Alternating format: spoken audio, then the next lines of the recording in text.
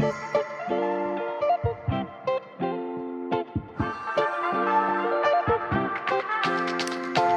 welcome back to the Dungeon Master's Block, the place where we come to talk about the Dungeon Master, the most important person in the game, the only person capable of playing God, killing characters, and lowering the egos of all other people at the table. I'm one of your hosts, Dungeon Master Mitch. And I'm your other host, Dungeon Master Neal, aka Jote Moniac.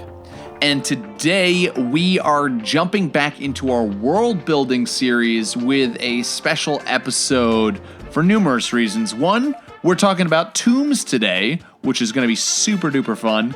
But also our guest is none other than Jim Zub. So we're really excited to have him join us and talk about tombs. And he'll tell you a little bit why he wanted to talk about tombs when we get into our interview section.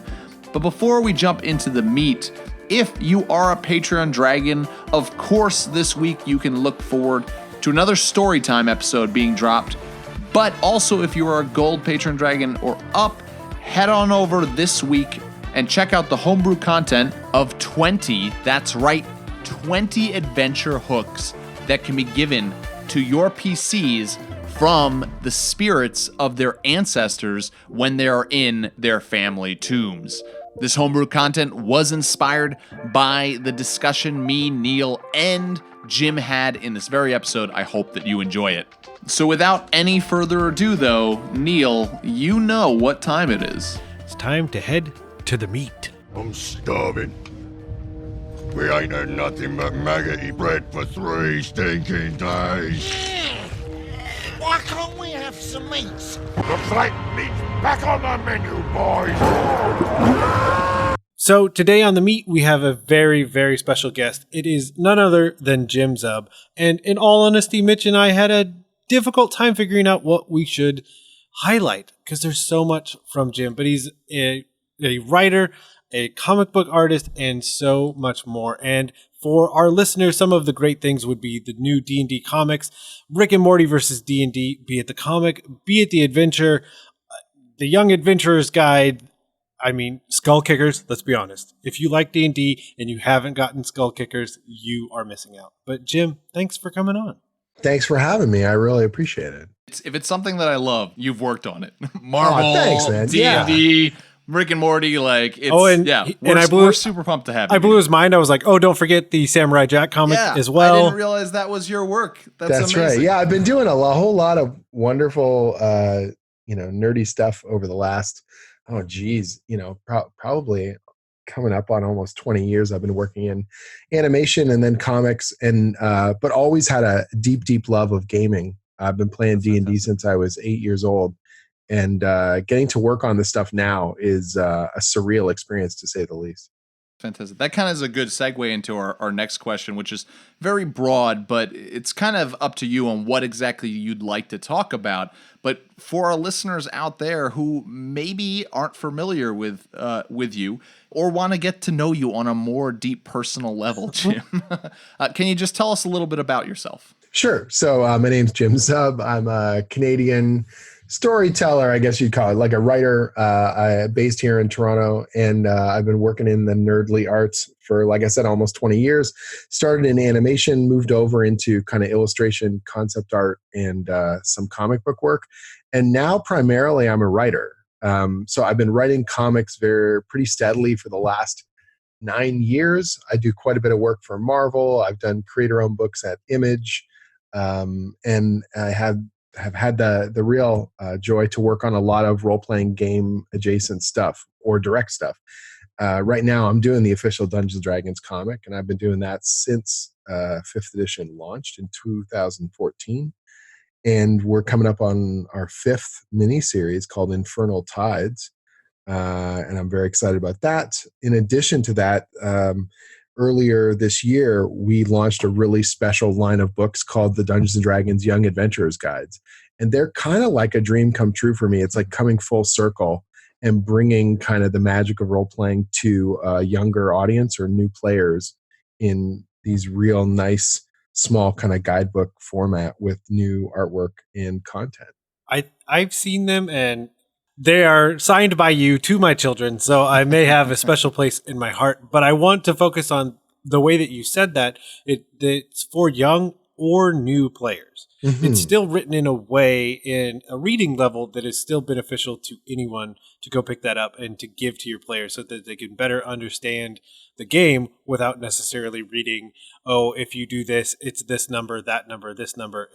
They're not rule centric, they're Yeah. kind of narrative centric. And so our approach was basically like, if someone is hooked into the concept of role playing and can understand the crunch, that's no problem. Jump in with the starter set, jump in with the player's handbook or what may have you.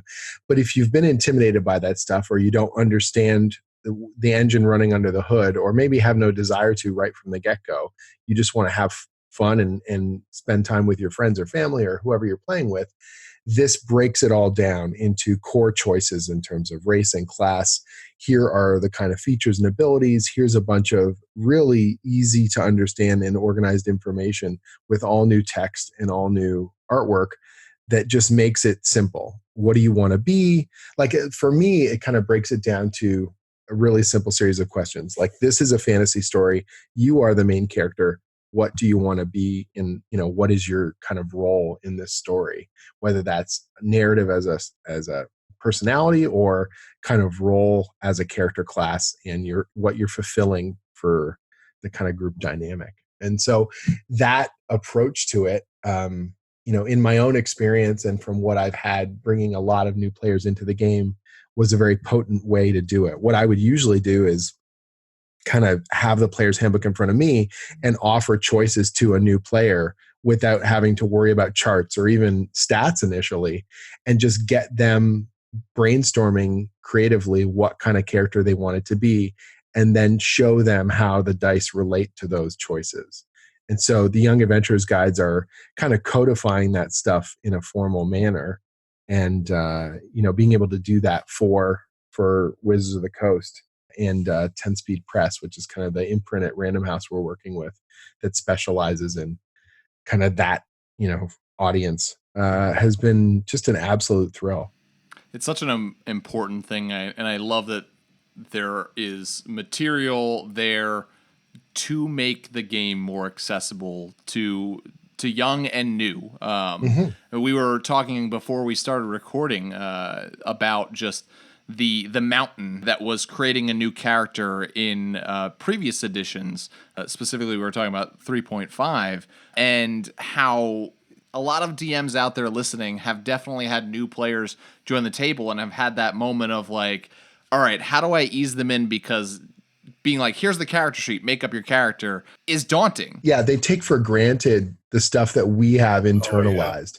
Like I said, I've been playing now for, over 30 years. And in that sense, the stuff I just take for granted, attribute rolls and stats and saving throws and all these different materials and the dice and all that stuff. And it's not until you bring a new player to the table and you sit them down and you start talking about the options at their disposal that you realize how daunting that can be for a lot of people. And we take for granted that it's very simple, it's very easy. No, it's no big deal. Just choose these 10 things and ignore all that material and go to this page, and you don't read this thing in order. You got to jump over here and go over there. And now here's a gigantic spell list, and each one of these choices you make will determine your success, while everyone else is ready to go and you're supposed to just sort of catch up. And so for me, as someone who's, like I said, brought in a lot of new players, it was really about kind of pulling myself back and taking this really 100-foot view of the thing as a storytelling device, because that's what role playing is for me and for a lot of other people. And if you want to get involved and be, active, what are the easiest pathways to understand this? And what are the choices that we can lay out in a very clear manner that allow them to feel like they are empowered to tell the story that they want to tell? Perfect. I feel like we've touched a lot on this topic, but is there anything else that you're currently working on, and the caveat that you can talk about, that you want our listeners to know about? Well, it's so interesting. We're doing the official D&D comic series is kind of a different set of creative muscles, because I'm a comic writer by trade. I do a lot of superhero stuff for Marvel. I've done a lot of different, books. And D&D is special, not only for me as a hobby, but also to a lot, millions of people around the world. So when you're trying to make a novel or make a comic, like you're making a narrative, D&D is not generic fantasy. And that was one of those things that when I sat down to work on the comic series, I wanted to impart a certain feel that the world has to feel right and it has to feel like D&D. But not only that, but there had to be a sense of kind of this rush of momentum to the combat. And there had to feel like there was this almost like you could feel players making difficult decisions or being put under the gun. So when you read the D&D comic, there's a bit of there's some zaniness to it in a sense that things can take a strange turn or a dark turn, because that's the way a game session tends to go.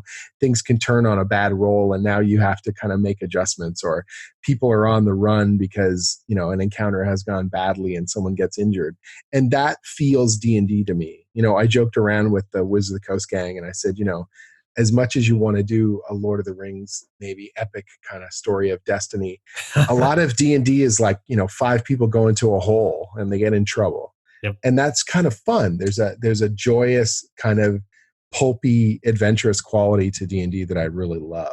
Simple choices gone wrong, or people in over their heads is kind of what I feel like good, fun D&D can be. And so I wanted to bring those kinds of qualities to the comic, that it feels like how it feels at the table, even though this is a narrative that I'm building, even though I know where the story's going. There's a sense of spontaneity to it. There's a sense of kind of energy to it that feels like D&D to me. And when people tell me they get that from the comics and they really enjoy it or inspires them in their own sessions, then I feel like I've done it right. Like I'm keeping up the faith, if you will. It's a nice thing to be a part of. That's great, because like as a gamer, you can watch like a movie like Lord of the Rings, and you see Gandalf in the Mines of Moria, and he can't remember which way to go, and you go, Gandalf rolled a crit 1 on his survival check. Right. So like you can put that into movies, but or books or whatever it is. But it's great to have a gamer on the other side of thing creating the story with that in their mindset, so that as the readers are reading through that comic and they think of that in that moment of like, if this was PCs at a table playing characters, this would be what was going on, like above the table, above like, the story. We actually have the author there thinking and the same exact thing while you are creating those comments. Yeah. And the other thing too, for me, that I think is really important is that, comics are a visual medium. And so as much as possible, I'm not going to do pages and pages of lore like you might get in a novel. I've got to keep it visual. We've got to keep it kind of peppy in terms of momentum, that there's got to be really cool set pieces, and we have to set up things to make a good comic. Like I'm not just telling a D&D story, I'm telling a D&D comic book story. And I've got to play to the strengths of the artist, and I've got to play to the strengths of the medium. And that's one of those weird balancing acts that you're trying to find. So our stories tend to be more action-packed, faster than a novel would be, because I don't have pages and pages of prose to kind of build up slow atmosphere. I got to just hit it, let the art team really deliver on the potential, the visual medium, and then we're just going to rip right into it. And so there's a nice, like I said, an energetic quality to the comic that I have a lot of fun putting together with our crew. And the artists that we've had working on the series have all been amazing. I'm near and dear to Max Dunbar, who is the current artist on Infernal Tides. He was the artist on Legends of Baldur's Gate, which was our first one, and that was his first major comic gig. And so there's something really special about coming back with Max and doing this one now. He and I both worked on Descent into Avernus. I worked as a story consultant, and he worked in the art concept team. And so now we're bringing that same material into the comic book space, and we both know it really, really well, and we both helped build it. So this particular one, Infernal Tides, is extra special to both of us. And I think we've come in like as strong as we've ever been, like pushing to show people what we're capable of, and that this is going to be pretty seminal sword and sorcery stuff. Obviously, if you haven't checked that out, go and check out all of the things that Jim just mentioned, but his comics, everything. Jim, we told you that it was coming, and it's time. It's here. Yes! We have a surprise question for you. All right. This one comes from one of our Patreon dragons, DM Jude, and DM Jude asks, what philosopher from any time period would you have at your table to play D&D or any tabletop role-playing game? He says the philosopher can be anything from Socrates to Buddha, Kant to Confucius, Nietzsche to Peter Singer. There's your question, Jim. That's a big one. That is a big one. That is insane.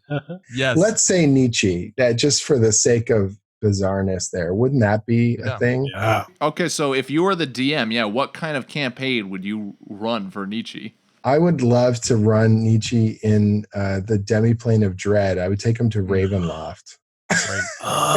And just be like, there's your hopelessness. I feel like he would love that. I would kind of love to see that, take the Baroque stuff all the way there. Yeah. I think that'd be a lot of. Oh man, and then imagine flipping that on its head and having him be the DM for that campaign and you being able to play.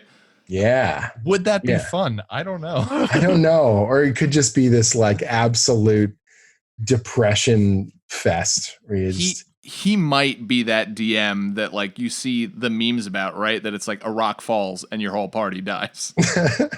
Hey man, Chris Perkins ran me through a game where we started and we had to roll a D20 and find out that was the number of hit points we still had remaining when the game started. Oh my goodness! So I have been under the gun of some pretty harsh DMs in my time. That's fantastic. Don't want to roll a crit one there. No. That's right. So thank you, DM Jude, for that question, and thank you, Jim, for that awesome answer. So that's going to have us jump right into some world building tombs, because this is going to drop mere days, and by the time you're listening, it's probably already out, the Young Adventurer's Guide to Dungeons and Tombs. So we figured, Jim, you might have some ideas on tombs and how to put them into a game. I do actually. It's been such a cool experience building the Young Adventurers Guides, because it gives you a chance to re-explore material, even stuff that you know, and try and codify it and break it down into smaller kind of bite-sized pieces.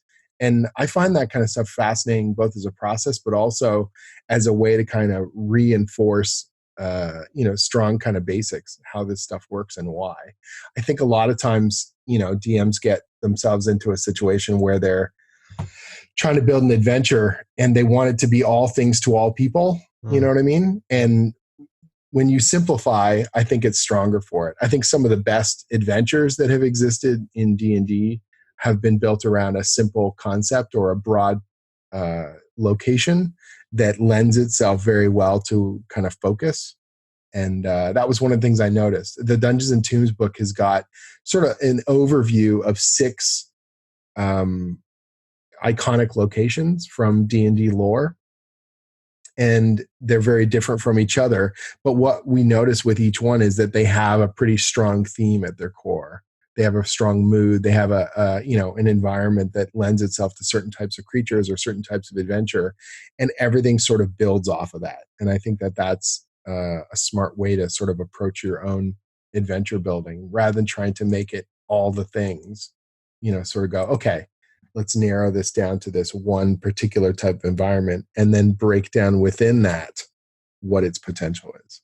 So kind of working off of that idea of environment, for DMs out there who are looking to have an adventure take place, whether it's like a one-shot or maybe this tomb, like talking about the size of the tomb, it could be multiple sessions inside of a tomb. But what are some things that a DM, when world building and creating a tomb, want to start off thinking about? Like when it comes to location, size, maybe ownership of the tomb, or even I think that location can be really big. Like, is this off like in an area that is away from civilization, or is it in the center of a city? Can lead to some very different types of adventures with the tomb.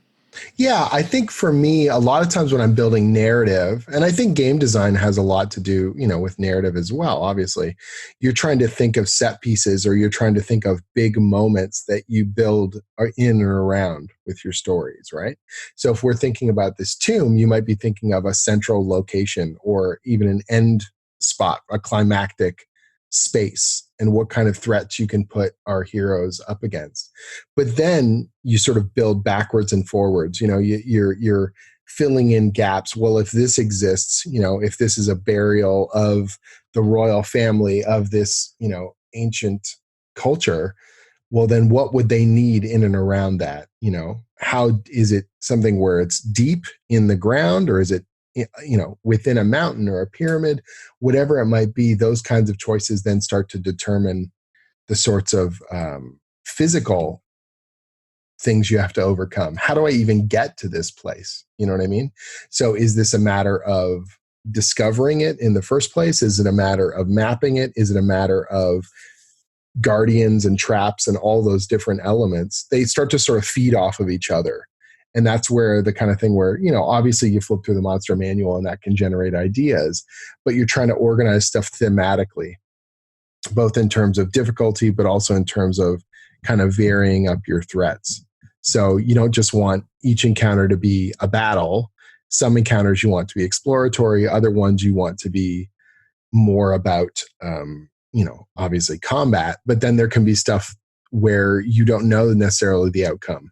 You could talk your way through a situation, or you could find a particular riddle, or you could find a shortcut, or you could negotiate with some other explorers or things like that. And that's the kind of stuff I really love, is that you don't just want to make, you're trying to avoid repetition in both design and in terms of threat, so that you're giving as many of your players and the types of players that you have something to really sink their teeth into. You mentioned their royalty, like a royal tomb, and I think typically that's kind of along the lines of when we're thinking about tombs. What I think of is whoever created this tomb, there's some sort of money and power behind it. Like either this is a rich noble family, it's a royalty, or at the very least it could be whatever the government is set up. If it could be a citywide tomb, but the government, I think, would be the one that would be backing the money to build this tomb in the first place, which would lead to a weird question of like, what kind of tomb is a tomb that's doesn't have money behind it, right? That it's like was a makeshift tomb, and what does that look like? But with the idea of it being some sort of power or royalty that creates this tomb, kind of along the lines of what you're saying, that should be reflective of when the adventurers step into this tomb, like marble floors, big pillars, statues that could be magically imbued to come alive and guard the bodies in the sarcophagi that are in this tomb. But I don't picture most tombs, of course, cobwebs and such, but I'm not picturing like a wooden coffin there. I'm picturing a beautiful sarcophagi with the person actually carved into the top so that you can see who was buried there, right? I went last year. I was at a convention in Vienna, and we actually went to the royal crypts, and I was amazed at how sword and sorcery they looked. Like, it was absolutely crazy. It's all the kind of visuals that you imagine. Literally, big carvings of weeping angels on top of sarcophagi and all this kind of stuff. And I was like, you wish you had a torch and a sword in your hand. Yeah, I was just like, this. If I saw this in a movie, I'd be, man, you guys are landed on pretty thick, and this was real. That was what was so amazing about it.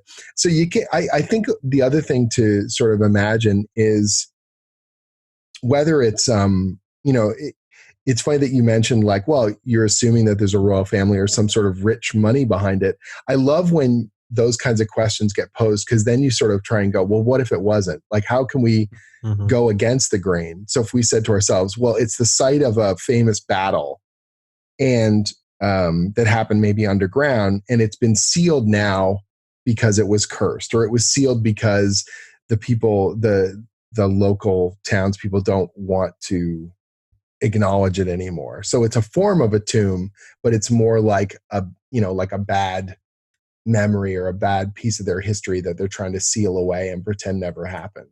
So then you could have a very rough kind of form of a tomb where it's more like a site or a ruins, but it is a burial ground of sorts. You know what I mean? There's all kinds of different ways you could approach it, which I think is kind of cool. But again, you're trying to figure out storytelling as purpose, and then you're trying to broaden that out to a series of events or challenges that you're putting your heroes up against.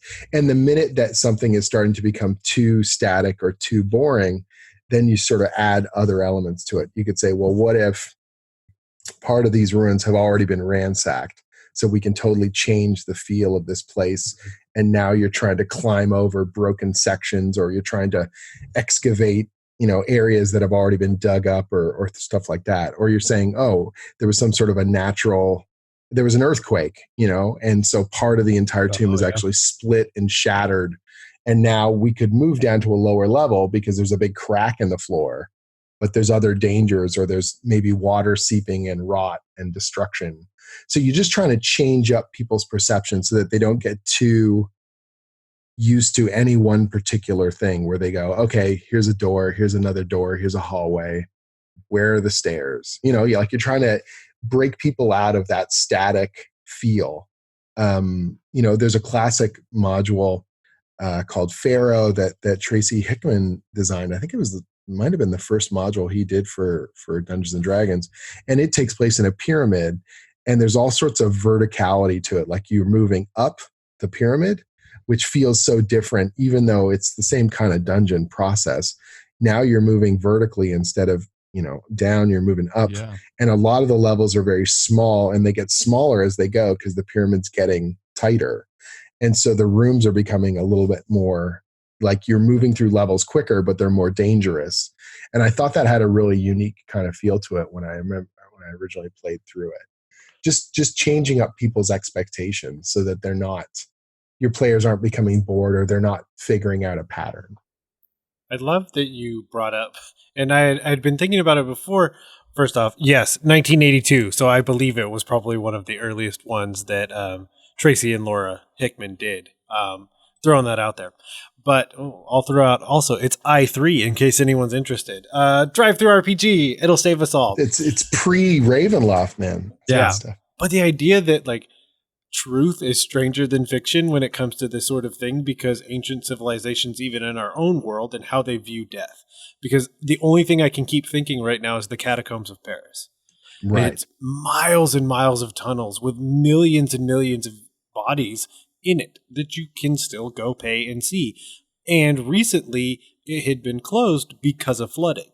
Right. I mean, literally every element you had kind of brought up are things that are actually happening in this place that, honestly, like you said, if I put it in a game and my players were completely unaware, it might feel like my hand was too heavy with the idea of what a tomb could be. So that's to say, there's a lot of real world inspiration. Just look around and be careful putting all of it in there, because your players might not believe you. Well, I think this is the thing too, is that you're trying to give, like I said, you're trying to vary up those challenges as much as possible, but still have a sense and a structure to it, that they feel like things connect together in a way that makes sense. So if they're seeing, burial shrouds, and then you have another room where the ceremonies take place, and they can see the materials that are used, they're like, oh, well, this leads to that. Even if they discover it out of order, there's a sense of cause and effect that gets created with this stuff, Or sometimes I'll see a lot of dungeon masters will throw traps into a location, and I say to myself, why? Why would someone have trapped this particular thing this way? Is this place never going to be used again and they're sealing it up? Well, that's one thing. But if this was a space that was being used regularly, and you have an insane amount of traps just because, well, they'll never see it coming, you're like, well, true. It also is kind of ridiculous. You want to be able to, have a sense of purpose behind it. Okay, this is sealed off because this is where the treasure was kept, or because they didn't trust this thing, or sometimes because they're trying to keep creatures in, or something like that. Just having a a broader sense of why this stuff works the way it does. I love when you have a dungeon and the purpose of it, in a sense, has changed. So if you had a tomb and then there was, say, I don't know, burrowing creatures or something have taken hold in part of that dungeon and turned it into their nest. And so you think you're getting one thing, and then all of a sudden now you're having to deal with this other threat that has its own cohesive reason to be there, but you didn't see it coming. Because from the outside, there's no way you could have known that there's a whole other type of creature in there that's already taken hold and is using it for a nest, or using it, as the staging grounds for their little home and invasion or whatever. I love that part of what you're saying, because with a tomb in general, a tomb is supposed to be the place that whoever is being laid to rest there are being exactly that, laid to rest. It's supposed to be sealed off until somebody else is being laid to rest. It's not typically going to be a place where you're going to have creatures running around, or at least that wasn't the intention of the structure. But Jim, I think you said at some point, like, what if there was an earthquake? Like, now you have an opening in the wall and that beasts can come in, burrowing monsters. Of course, the adventurers might open up the tomb and think that they are the first ones to enter into that tomb for 2,000 years. But in a fantasy setting, let's be honest, when you've got necromancers who see a tomb as like a supermart where they can go and pick out whatever zombie they want, when you have grave robbers, when you have monsters that might see a tomb as the perfect place to start a lair, it's going to be a lot more rare for a tomb to, when you crack open that door and you step inside as an adventurer, for it to actually be untouched from the outside world. Right. And if it is, then what can you do narratively to make it interesting, or what puzzle or thing can be unraveled, between them? And that can be kind of interesting too. Like, who is laid to rest and why, are they even where they're put in the tomb, and the type of decorations or finery that's around them gives people, clues as to how it all fits together. So there's sort of a narrative to unravel there as well. Yeah, you were mentioning that a bit towards the beginning of you don't want the only encounters that you're in a tomb to be like actual battle encounters. You want to offer different types of encounters to your players. So what are some other types of encounters and difficulties and obstacles that an adventuring group led by a DM into a tomb might face? I think you can, obviously there's the kinds of negotiations that can come about, whether that's spirits. Not everything has to be there to kill you. Yeah. Right. Sometimes there's spirits that could implore you to find something, or to retrieve something, or to return something to the tomb. Right. Or you could have, riddles or madness or all that kind of stuff. You could have, what has happened here? What were the sequence of events that led to this particular configuration? And you unraveling that is an important way to understand a bigger part of the story. You know what I mean? I think those are really interesting challenges for players. It can be tough because you don't want to lead them by the nose. And some groups love mysteries, and some of them just want to get to the combat. So you kind of got to be able to read your players. Some of them want to get into the drama and the theatrics.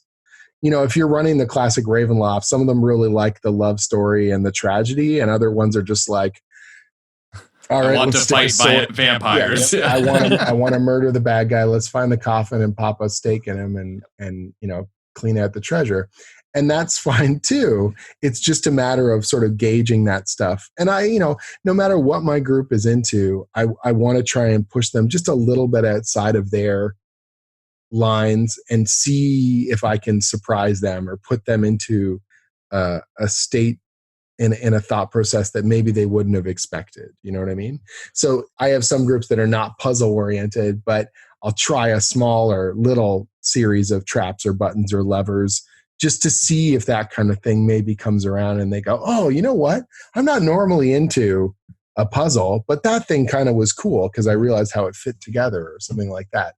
And you're not trying to, you're not going to be able to turn that group into the puzzle group, but you want to just make sure it's not roll initiative, fight, clean out the room, next room, draw the box on the graph paper and go, and I think that that's really important as well. And it's how you present it. Like the players are looking to you as the dungeon master to set expectations. How you describe a space, if you describe it in cold, hard technical terms, this door is to the north, it's 30 by 70 or whatever, at these squares you can see, and you show them the map and you're putting the miniatures on the map, then what you've told people is this is a tactical encounter, right? Yep. If you build up atmosphere, if you're describing a lot of mood and sound and sensory information, then there's an assumption that that carries purpose as well. And that we can use this. There's a reason why you've said that, you know what I mean? And they're going to explore more often, or they're going to ask questions about those particular features. And I think DMs don't always realize how much influence they have on that, just in how they go. And I've been there. I've done the whole gamut. Sometimes you're a little bit tired and the players are like searching a space, and you're like, oh, there's nothing here. And part of you is like, just wants to tell them there's nothing, let's go to the next room. And then part of you is like, do I add something so then we have something going on here? Like spontaneously kind of bring more into the mix, because they seem really intent on finding something. Maybe there should be something there, and that can be kind of a weird spontaneous thing that grows out of a particular encounter. I think you had mentioned it, like adding an NPC to subvert that expectation that going into a tomb is just murder town. Right. And the thought that came to mind was maybe there's a skeleton, a zombie, somebody is undoubtedly going to slash it. And maybe it's more of a trapped spirit trying to inhabit a body to have a conversation because it's bored. It's just stuck here. It can't go anywhere. It just wants a conversation. So the image I see is this zombie dropping and another one popping up and be like, okay, hold on. And having that conversation and that dialogue and setting a different expectation than we should kill everything. Exactly. The other thing I love sometimes is if encounters are a little bit too stock, where a room is just waiting for you to open it up, and then the interesting thing happens, and it feels like the entire encounter has been waiting like a sealed Tupperware container that you pop it open. I love the feeling that the world has been doing things while you weren't there. So you encounter people in the middle of a conversation or another battle, or people are arguing, or something has happened, or, that's where the things like the Tomb Raiders can be so fun, where someone else has already gotten there and ransacked the place. And you're like, man, they ripped this place off. And then you hear them and you go, oh, they're still here. Oh, yeah. And so you're trying to move a little bit quicker, or you're trying to catch up to another group of thieves, or you're trying to, cut them off or something. I think that changes the dynamic, because now time becomes important and sensory information becomes important, instead of just being like, well, we can take a short rest anytime because nothing's going to happen until we go to the next room. Do you know what I mean? I love when encounters come to you. You don't always want to do it. Sometimes you let your players get their rest in or what may have you, but it can be fun to break up the monotony of assumption, where they're like, we're going to camp here. Oh yeah? Maybe that wasn't the best place to camp. You know what I mean? Maybe that wasn't the best place to take a break. Maybe you've been searching here too long and someone just stumbled into your space, and now you have to sort of change up, your pattern. I think that kind of stuff is really important, narratively speaking, and I think it's really important in terms of entertainment, because you give the players, again, you're pushing them outside of their comfort zone and shaking up the story. So we've talked a lot about tombs themselves, and we've talked a lot about encounters in tombs, whether it's combat and the creatures you might encounter, or people that you might encounter, or puzzles or whatnot.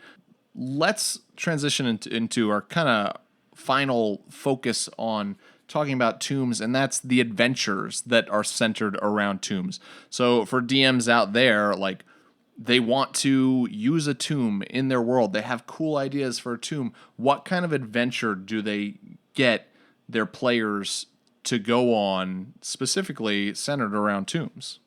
I think it's really important, as much as possible, to give your players at least someone in the party, some connection to what's going on there. The classic like a family D&D member module, of theirs is like anything, buried there or an something. ancestor or a servant or just something, because the classic D&D module is, you've been told to go to this cave because treasure. And it gives you a reason to go, but it also gives you every reason to leave if things aren't going well. You know what I mean? If you give people a narrative reason to explore and to carry on despite difficulties, I think it's a much stronger push. It's got so much more momentum to it.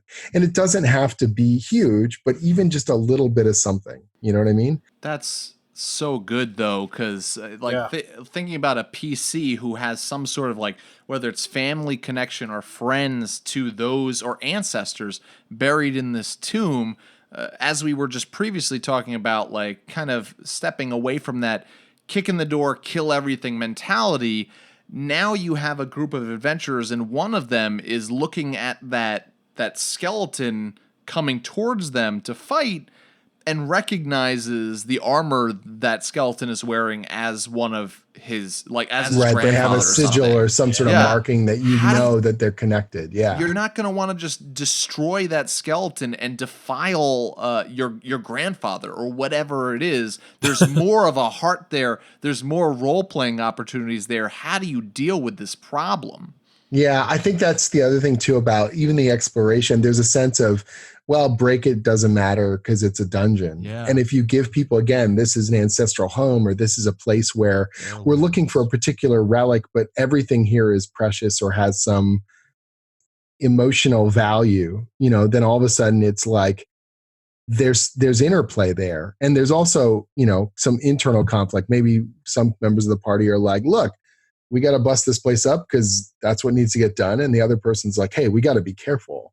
Yeah. This is the ancestral home, or these are my people, or this is, my grandfather promised that he would guard this place. And now, I have sort of inherited that duty. We have to investigate this particular problem, but that doesn't mean we just trash the joint. Well, and then when you come across grave robbers or necromancers that are raising your kin from the dead, how much more personal is that for the player, rather than just a simple like, oh yeah, we have to fight them because they're defiling this place? It's a, no, they're defiling my ancestors. Exactly. And the same thing with magic items and stuff too, that it's no longer just like, well, does this give me the bonus that's better than my current one? Yes, no, toss it over my shoulder. Yeah. Now it's like, well, this is actually my great uncle's old, their particular trinket, or this is their particular wondrous item or something like that. I think there's something really cool about that. I think there's something really engaging and interesting about that. You know what I mean? And even if you find out things about the family that, the player wasn't aware of or didn't work into their original backstory, you've broadened their storytelling potential as well. Mitch, you had brought it up, and this is the one that I can't get out of my head, so I'll say it so it goes away, is that clearing it out for someone else. I mean, that could be just as much a familial tie as it is a business venture. And it could be that your group of adventurers don't want to break all these things because basically that's going to come out of their cut for accomplishing that for someone else. Because it could be a very long-lived race. Maybe it's elves. And they want to put someone new in the tomb, but they know that it's been 1,000 years since they put the last person in. So then your players need to go through and clear everything out. But again, clear out the vermin. Yeah. The more you break, the more you bought. So they want to be really careful with how they do that. And even on top of it, maybe the reason they find out is because one of the players is tied to this elfin family. And there's a lot of ways to try and, kind of like you mentioned, Jim, hook as many people for as many reasons as possible. And it could be that if you find certain things that maybe don't belong in the tomb because it's been 1,000 years, but they happen to be magic items, they're yours to keep. Right. And again, those connection points and those ways to build narrative, I think is so important. When people talk about D&D games, sometimes they might talk about a great roll that they made, and that was when I rolled the natural 20 or whatever. Or that's when I rolled the critical fail and the whole bridge collapsed. But most of the time they're talking about character moments. And those are character moments when they make those roles and how they, deal with them, or a crazy negotiation or a big decision that they had to make. And so giving players those moments, or giving them springboards for those kinds of moments and those difficult things that they have to choose, I think just, drives more memories that you're building in the stories that a good adventure can become. Because if you don't do that, then it becomes a cold, hard, well, did I get anything cool, and how much money did we get? And there's a simple visceral joy to leveling up and to adding numbers to numbers. I have this much gold, I have this much stuff. But the stuff that'll stick with you is generally, more kind of story based or character based kind of stuff in my experience. Something that you said, I think, when we started talking about encounters, Jim, you mentioned what happens when you walk into a tomb and you're encountered by spirits there, but they're not hostile. In fact, they're looking for help. They're looking for aid, whether that's returning something to the tomb, perhaps releasing their spirit from the tomb, whatever it is. And I'm having this thought of, there's always that classic discussion of, well, where do you start an adventure? Like, do you do it in the classic, oh, here, you're in a tavern, and now you're going to get an adventure from the tavern summons, keep. Yeah. Like, to me, I think starting in a family tomb there's plenty of your ancestors buried here, but their spirits have things that they want for you to do. And maybe your character is the only one in your family that has this gift to be able to see the spirits and to hear them and to hear what it is they want. And that could set off on numerous adventures. And then also to have that tomb be a constant place of importance for you to travel back to, which leads to all different other kind of adventures when you have people coming into the tomb that's not supposed to be there. Yeah, one of the things I like doing as well is sometimes I'll start an adventure in a way that seems like it's going to be something mundane, but then you're thrust into adventure at a moment they're not expecting. So, you could very much make it like, the cleric gets told they must deliver this thing to this basic temple. And then when you get to the temple, they say, oh, we're in the middle of this ceremony. We need you to come with us to this little crypt. And then you step into the crypt and you realize, oh my God, there's ghosts there. There's spirits. Something has disturbed the tomb. Game on. Like, that's something very simple has become something much more nefarious or interesting or mysterious. You know what I mean? Rather than it just being like, go to this cave, retrieve this thing. You've been pulled into it by very mundane actions or by assumptions that you had about how this was going to play out. So we often do this where we kind of come up with the idea of homework, if you will. I mean, it's the most fun homework you'll ever have, but we essentially throw out ideas for people to go out and experience things and get more information on tombs. I want to make the joke, just fly to Paris, go to the catacombs, it's fine. Probably not as tenable as some of the other ideas, but does anyone have ideas of movies, comics, other RPGs? I mean, my homework, you started that as a joke, but first of all, if you have the opportunity to do that. Oh yeah, definitely do that. I think that is a wonderful place to get inspiration, is actually visiting a tomb. But I think my homework would be, there are so many examples of different tombs around our world that we can look at and see, like, how different cultures and races do research on burial practices in particular. Yeah. And I think that will lead to all kinds of inspiration where you're realizing, oh, I didn't even know that you could do that. I didn't know that these were, the way you can intern a body, or the way that particular ceremonies, or that those kinds of things can lead to creative problem solving and questions, particularly when you look at that and you say, well, this is how they do it in real life. What if we add magic to that? What if we add a particular twist to it? And I think that that's the kind of stuff that pays dividends creatively. you said at the early on in the episode, Jim, that we like, I don't remember the exact words, but you basically said we need to think out of the box when it comes to tombs, to not present the same blueprint every single time with a tomb, and to look around our world and see the difference in tombs and burial practices and to learn from that. And then, like to put that in a fantasy setting. A tomb made by goblins is probably going to look different than a tomb made by orcs, and a tomb made by that's dwarves. what's so interesting. When you have monsters, you can add so much of a feeling of culture to them that they don't just feel like generic enemies. If they have burial practices, if they have, the way their layers are put together are interesting instead of just being generic, right? If you think about how a space is used and why, that becomes a much more interesting thing to discover all the way around. Absolutely. So I'm going to throw out there a game by Bully Pulpit Games called The Skeletons. Oh man, I know that one. It's awesome. Yeah, where you play as the skeletons, and then basically your kind of agency as that entity, if you will, comes when you have to defend the tomb. Yeah, it's like reverse dungeon kind of stuff. It's really cool. So I was at Gen Con last year and that game came out, and a friend of mine told me to track it down, and I read it, and literally it's a thing you could play in one session. Mm-hmm. You are playing these guardians of a tomb, and you're running this little narrative, and then essentially when the lights go off, time has gone by. It could be a year, it could be decades, it could be hundreds of years, and a group of adventurers is coming into the tomb. Yeah, it's such a strong narrative hook. As soon as someone told it to me, I was like, yeah, I gotta buy that. Yep.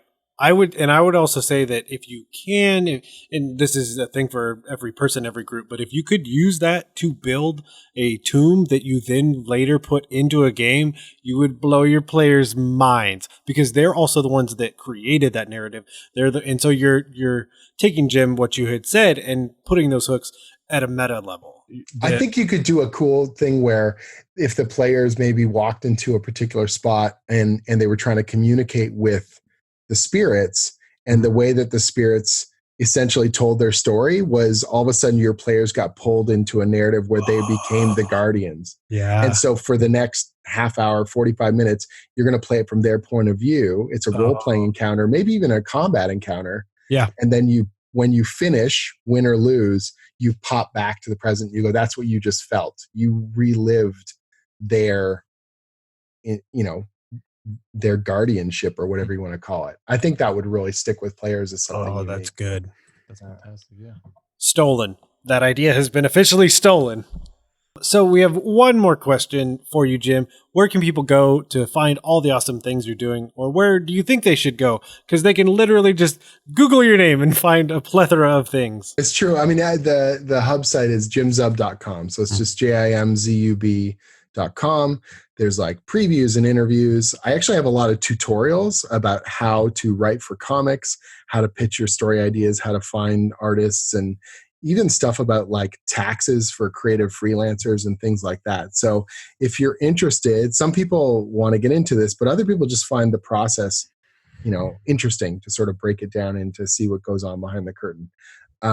You'll find all kinds of those things at my website, and I'm on Twitter, I'm on Instagram and all that good stuff, and that's all linked right there on the site as well. So if you want to see what I'm up to, you want to try out the official D&D comics, or if you pick up a copy of Descent to Avernus or the Rick and Morty versus D&D RPG adventure, any of that stuff, I've had the distinct pleasure of contributing to.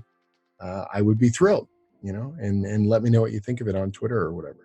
Well, Jim, once again, thank you so much for coming on to the Dungeon Master Block. This has been a fantastic conversation with you, and we hope that you come back sometime in the future. Thanks a lot for having me. I really appreciate it, and I hope your listeners keep on gaming. We just want to thank Jim again for coming on and sharing all of his knowledge and the plethora of amazing things he's putting out for D&D, for Rick and Morty, for Marvel, for anything you love. I mean, I don't know that it's not too bold to say that. Jim Zub is in your mind and in your heart. But if you want to talk to us about the tombs that you've added or anything else, you can always email us at dungeonmasterblock@gmail.com. And of course, go to iTunes, leave a 5-star review, and we'll read it on air. You can follow us on Twitter at DMS_block. That's at DMsBlock. And you can like our Facebook page. Both of those places are the best place to go if you'd like to keep up to date with what's going on with our show. We have our Patreon member shout out of the week, and this week's Patreon member shout out goes to Brad Dunn. Yes, so thanks so much, Brad, just for supporting this show and all the shows on the Block Party Podcast Network. We really appreciate it. Brad is a dreaded gold dragon, so we hope that you are enjoying all the rewards coming your way for that supporting level. And as always, the Dungeon Masters Block is a proud member of the Block Party Podcast Network, where you can check out other shows like Geek Wars, We're So Bad at Adventuring, Detentions and Dragons, and more. And with that, that's all we have for you for this week's episode of the Dungeon Master's Block, the place where we come to talk about the Dungeon Master, the most important person in the game, the only person capable of playing God, killing characters, and lowering the egos of all other people at the table. I'm DM Neal. Good night and good luck. And I'm Dungeon Master Mitch, reminding you to always keep on dungeon mastering.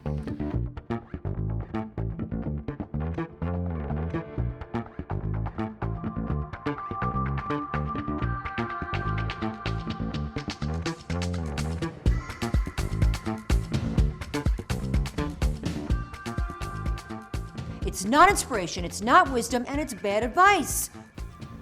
To establish dominance, immediately kill one of your player characters.